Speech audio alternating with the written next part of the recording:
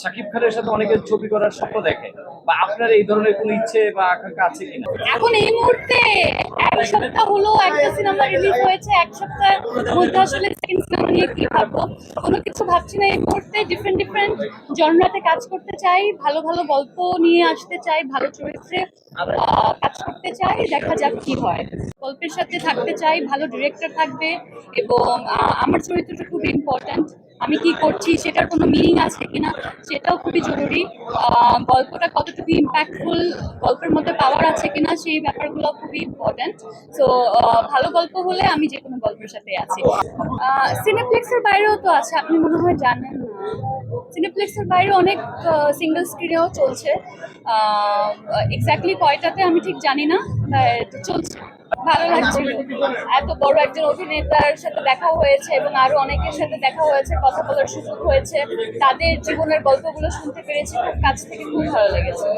আমার তো আসলে আমি অনেক বেশি গর্বিত ফিল করছিলাম যে এত বড় একটা প্ল্যাটফর্মে আমি বাংলাদেশে একটি সিনেমা নিয়ে আমার দেশকে রিপ্রেজেন্ট করতে পারছিলাম। আমি সাবা নিয়ে ইন্টারন্যাশনাল ফিল্ম ফেস্টিভ্যালে গিয়েছিলাম এবং যতবারই ইন্টারন্যাশনাল কম্পিটিশন কিংবা কম্পিটিশন ফিল্মগুলো নিয়ে কথা হচ্ছিল, সাবা নাম উচ্চারণ হচ্ছিল, তার একদম পাশাপাশি বাংলাদেশ সেই ব্যাপারটা আমার খুবই ভালো লেগেছে। ওটিটি বেস্ট অ্যাক্টর হিসেবে, ফিমেল অ্যাক্টর হিসেবে অ্যাওয়ার্ড পেয়েছি। আমার কাজ আমি কি তুমি জন্য, যেটা আইস্ক্রিনে গিয়েছিল, ডিরেক্টেড বাই ভিকি জায়েদ ভাইয়া, আমার সাথে শ্যামল ভাই ছিলেন, আরো অনেকেই ছিলেন।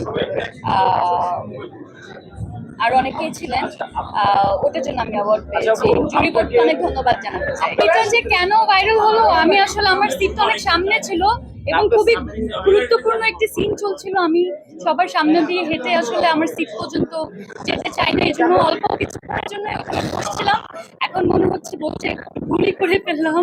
আমি বসে ওয়েট করছিলাম যে এই সিনটা শেষ হোক, তারপর আমি আমার সিটটা খুঁজে সামনের দিকে যাব। দর্শককে ডিস্টার্ব না করার জন্য আসলে ওখানে অল্প কিছুক্ষণের জন্য বসা ছিল। দেখলাম কে যেন ওই ছবিটা ক্লিক করেই সোশ্যাল মিডিয়াতে দিয়ে দিয়েছে। বাট ডেফিনেটলি অনেক ভালো লাগছিল। নিজের সিনেমা ওই দিন আমি একদম প্রথম বাংলাদেশের স্ক্রিনে দেখছিলাম।